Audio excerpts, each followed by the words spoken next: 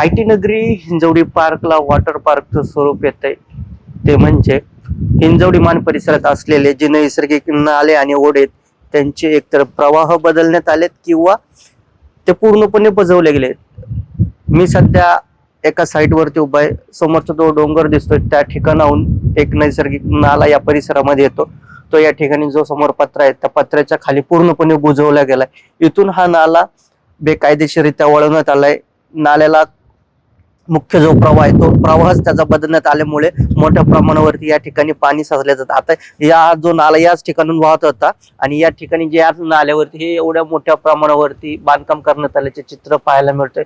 मोठ्या बिल्डरची ही साईड आहे। एवढी मोठी इमारत या नाल्यावरती उभारली गेली। आता या बिल्डिंगला परवानगी जरी घेतली असली तरी हा जो नाला वळवण्यात आला या नाल्याला कुठल्याही प्रकारची परवानगी घेण्यात आली नसल्याची माहिती PMRDचे आयुक्त योगेश म्हसे यांनी दिली। आता या संपूर्ण प्रकरणी हे बांधकाम थांबवण्याचं काम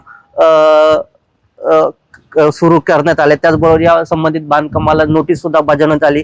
मात्र आता हिंजवडी परिसरामध्ये असलेले जे 16 नाले आहेत ते बेकायदेशीररित्या बुजवण्यात आले, त्यांचे प्रवाह देखील बदलण्यात आले। आता या संपूर्ण प्रकरणी PMRD प्रशासन कारवाई करते। आता एकूणच काय हे जे नाले जे कोणी बुजवले त्यांच्यावरती कायदेशीर कारवाई करण्यात येणार। त्याचबरोबर काही अंती ज्या ठिकाणी या नैसर्गिक नाल्यांवरती जी बांधकामे उभारण्यात आली ती बांधकामे पुढे निष्कासित करण्यात येणार असल्याची माहिती PMRD कडून देण्यात आली। सुरेश कसबे, NDTV मराठी, हिंजवडी, पुणे।